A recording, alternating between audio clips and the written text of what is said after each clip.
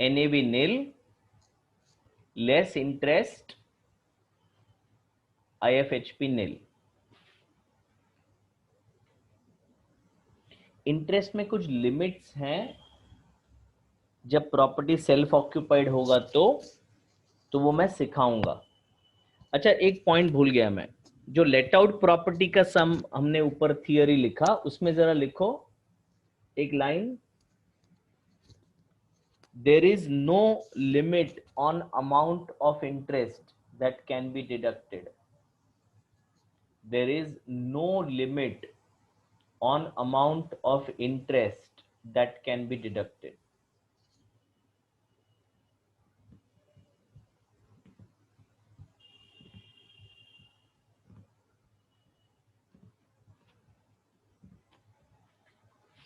फिर एक नोट लिखो, ये एसओपी के बाद लिखोगे तो चलेगा। देखो, following expenses are not allowed as deduction. Following expenses are not allowed as deduction. तो सम में ना ऐसे जो अभी मैं लिख रहा हूं वो सम एक्सपेंसेस आएंगे, आपको टेम्प्ट करेंगे वो लोग कि ये माइनस करो, पर हमको नहीं करने का, हम लोग को अपनी जगह से नहीं हिलने का। देखो, तीन ही चीज माइनस कर सकते हैं, तीन चीज बस। क्या तीन चीज? तो पहला एक म्युनिसिपल टैक्स माइनस किया, एक, दूसरा स्टैंडर्ड डिडक्शन माइनस किया, दो, और तीसरा इंटरेस्ट माइनस किया, बस। ये तीन चीज को छोड़ के एक पैसा माइनस नहीं हो सकता है।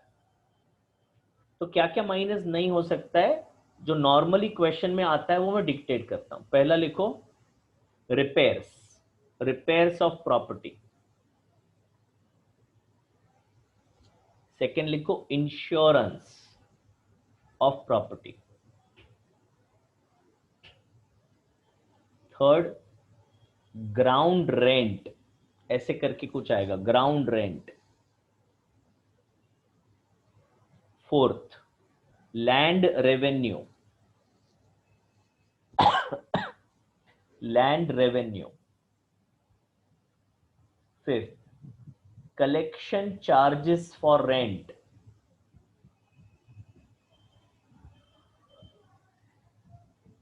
Next annual charge.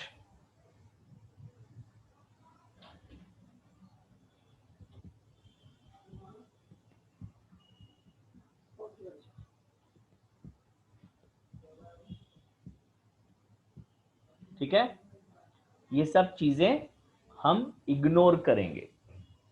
I will repeat, ये सब चीजें अगर क्वेश्चन में दी जाएगी तो हम इसको इग्नोर करेंगे। अब लिखो वापस, हेडिंग लिखो unrealised rent, heading unrealised rent.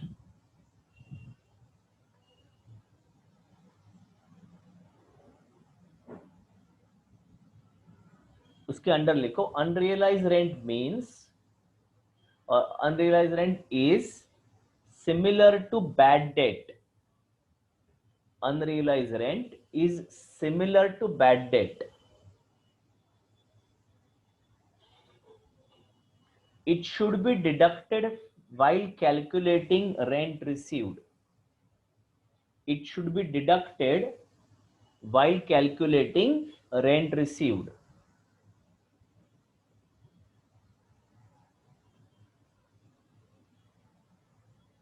Sir Unrealized, repeat करो ना। it should be deducted while calculating rent received।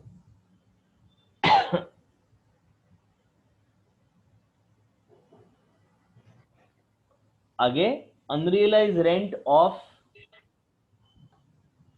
unrealized rent of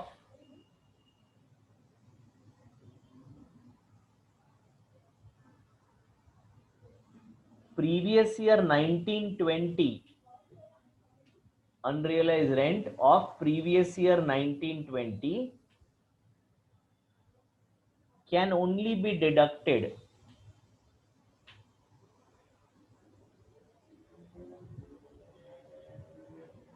from RR।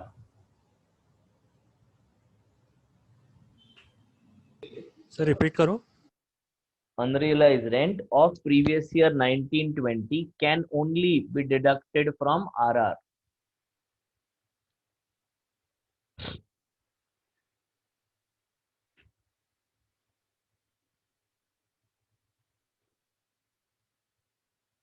ठीक है, तो अभी अभी हमने क्या लिखा मैं समझाता हूं।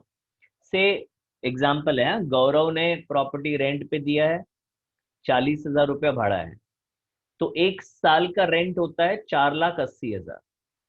तो हमने अभी अभी यहाँ पे जब बताया तो बोला भाई इधर RR में कितना लिखने का, आर आर में 4,80,000 लिखने का, इधर 4,80,000। बट अभी वो जो टेनेंट है वो एक महीने का रेंट दिया ही नहीं और भाग गया। गौरव को चूना लगाया, देता हूं देता हूं देता हूं देता हूं, और एक दिन पूरा सामान लेके गुल गायब। तो अभी यहाँ पे गौरव क्या लिखेगा फिर, रेंट रिसीव्ड में वो सिर्फ 11 महीने का रेंट ही लिखेगा, क्योंकि एक महीने का रेंट दिए बिना वो भाग गया है। अच्छा, आउटस्टैंडिंग रेंट अलग होता है और अनरियलाइज रेंट अलग होता है, दोनों को कंफ्यूज नहीं करना। अनरियलाइज रेंट का मतलब हमने क्या लिखा है, बैड डेट लिखा है, मतलब वो टेनेंट भाग गया है, दे ही नहीं रहा है पैसा। अगर वो टेनेंट हमारे प्रॉपर्टी में अभी भी है पर पैसा देने में थोड़ा डिले कर रहा है, तो वो अनरियलाइज रेंट नहीं है।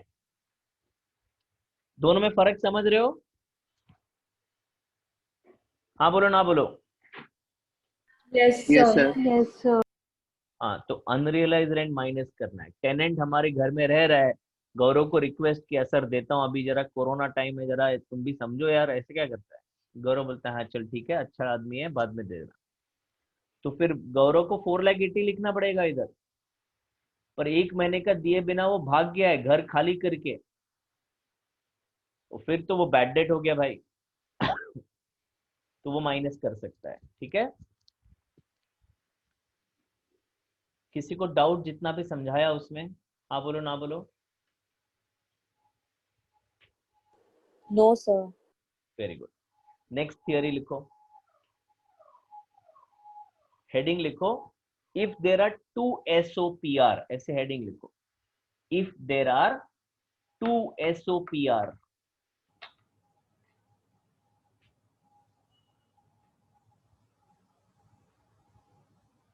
उसका एक्सप्लेनेशन लिखो। If an assessee has two properties which are self occupied for residence, two properties which are self occupied for residence,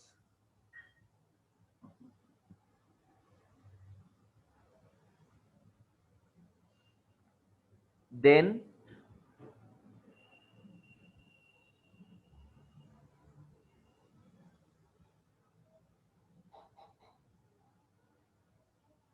one of them then one of them is treated as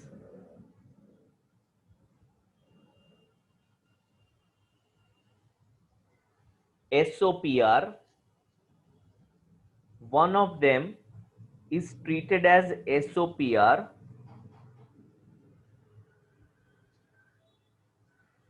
and the other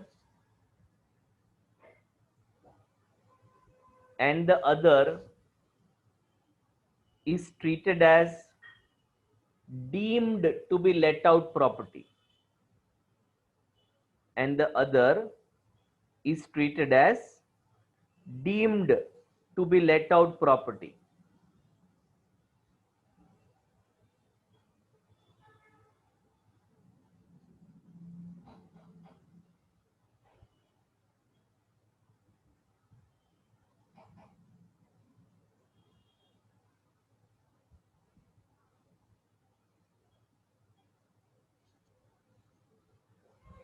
इसका क्या मतलब है, देखो logic से समझो। हाँ, India में घर की कमी है रहने के लिए, हाँ बोलो ना बोलो।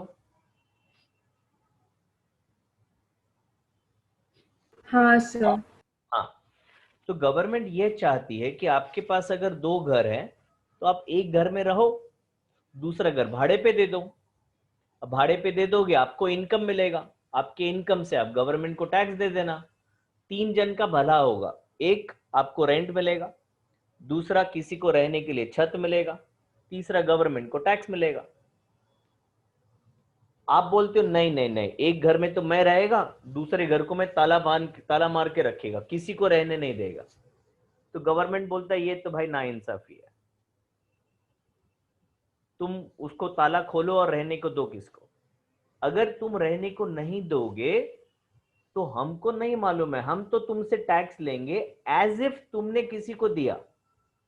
अब तुम देखो तुमको देने का है तो दो, नहीं तो मत दो। तो अब शायद मैं ऐसे सोचूं कि अरे यार टैक्स तो देना ही है, चल might as well give me on rent. तो ये थोड़ा जो जिनके पास अच्छी खासी प्रॉपर्टी होती है उनको सीधे रास्ते पे लाने के लिए ये प्रोविजन है कि अगर आपके पास 2 घर हैं तो एक घर का एनएवी हम नील मान लेंगे।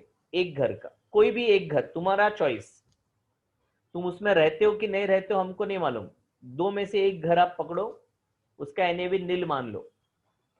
और जो दूसरा घर होगा उस पे हम आपसे टैक्स लेंगे। इसके लिए उसको क्या बोला हमने, डीएलओपी। डीएलओपी का मतलब deemed to be let out property. तो फिर पूरा कायदा, पूरा रूल जैसे लेट आउट है वैसे का ही अप्लाई होगा। लेट आउट का जैसे हमने कैलकुलेशन किया वैसे ही कैलकुलेशन होगा, सिर्फ एक फर्क होगा कि रेंट रिसीव्ड होगा ही नहीं। तो जो गवर्नमेंट का अमाउंट है वही ग्रॉस एनुअल वैल्यू आ जाएगा, क्योंकि आपने तो घर भाड़े पे दिया ही नहीं है। समझा या बाउंसर गया? समझा सर। वेरी गुड, समझा सर। Very good. तो इसको हम डिक्टेट कर देते हैं लास्ट पॉइंट आज का, और फिर बाय बाय टाटा करते हैं। लिखो इसके पहले क्या लिखा है जरा बताओ प्रीति। If SSE has two properties which are self-occupied for residents, then one of them is treated as SOPR and the other is treated as deemed to be let out property. Very good, आगे continue करो। The property which is treated as SOPR, the property which is treated as SOPR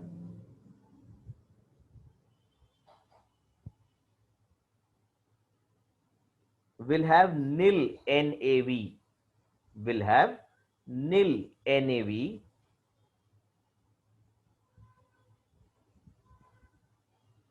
and the property which is deemed to be let out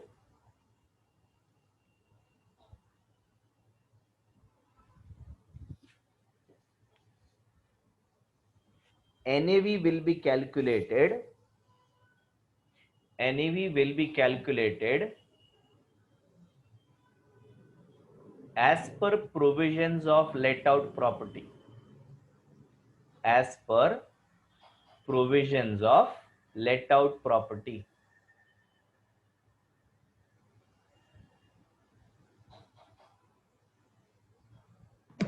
sir आप एक बार फिर से repeat कर सकते हो वो सेंटेंस? कोई रिपीट करो बेटा, एग्जैक्टली वर्बेटिम मेरे को याद नहीं रहेगा। प्रीति बोल, तूने लिखा है। फर्स्ट वाला सेंटेंस।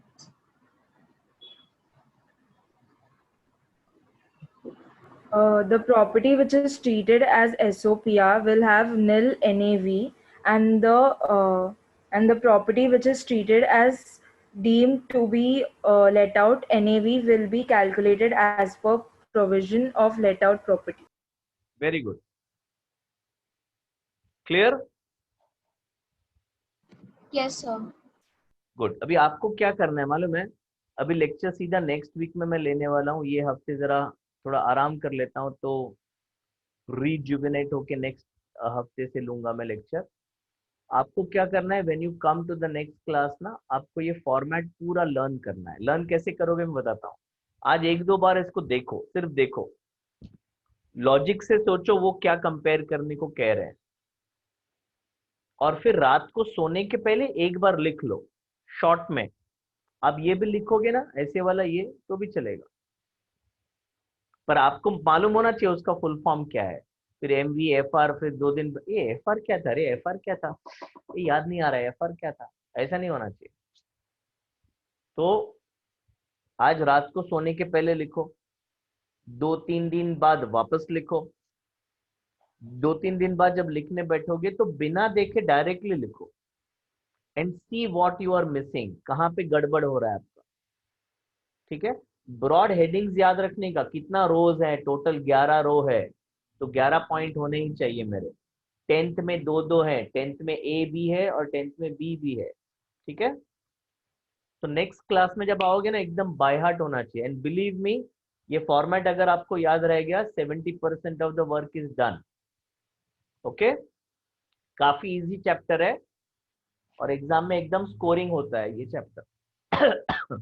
ठीक है, तो सर कल का IAMP का लेक्चर कैंसिल ना? हाँ कल का लेक्चर कैंसिल रखेंगे बेटा, आज भी मैंने जैसे तैसे लिया है, कल नहीं लेंगे लेक्चर। हाँ okay sir, take care. Okay बेटा, थैंक यू, चलो bye bye, see you in the next week. हाँ bye bye sir. Bye bye sir, take care. Bye sir. Thank you बेटा, बाय।